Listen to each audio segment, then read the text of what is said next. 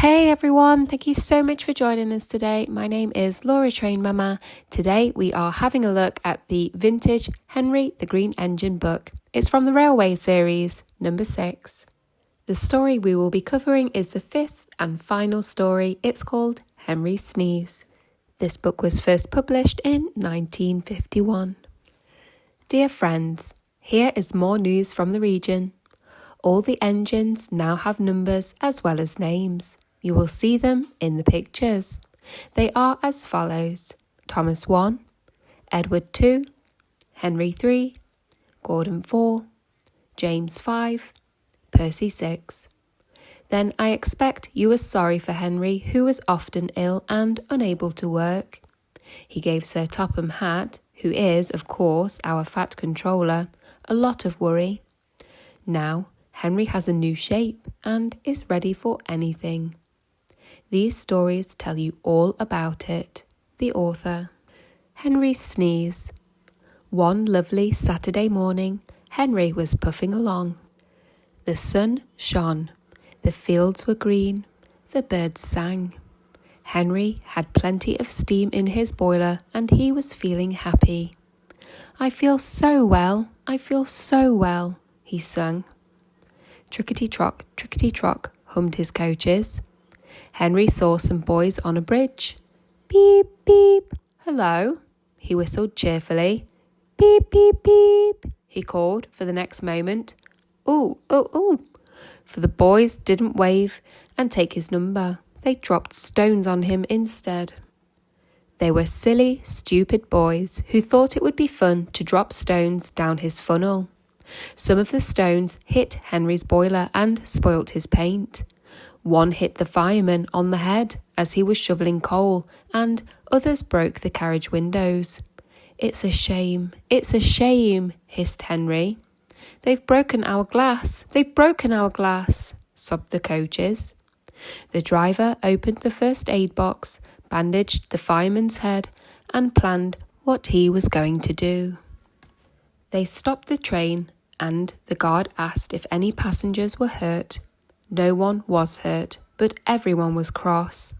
They saw the fireman's bumped head and told him what to do for it. And they looked at Henry's paint. Call the police, they shouted angrily. No, said the driver. Leave it to Henry and me. We'll teach those lads a lesson. What will you do? They asked. Can you keep a secret? Yes, they all said. Well then, said the driver, Henry is going to sneeze at them. What? Cried all the passengers.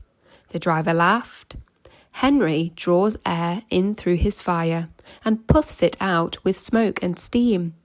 When he puffs hard, the air blows ashes from his fire into his smoke box, and these ashes sometimes prevent him puffing properly. When your nose is blocked, you sometimes sneeze. If Henry's smoke box is blocked, I can make air and steam blow the ashes out through his funnel.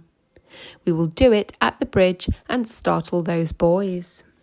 Henry puffed on to the terminus, where he had a rest. Then he took the train back. Lots of people were waiting at the station just before the bridge. They wanted to see what would happen. Henry has plenty of ashes, said the driver.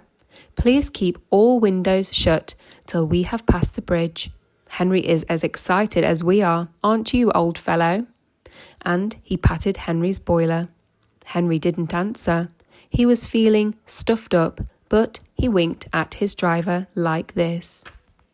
The guard's flag waved.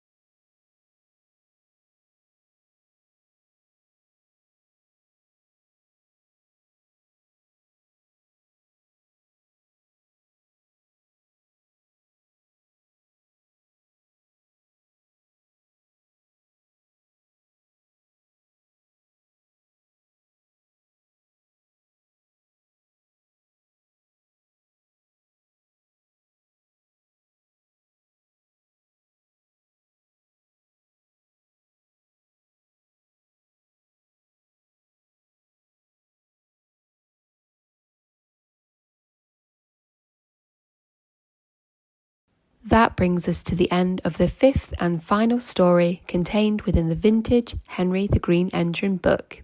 I really hope that you have enjoyed listening along with me.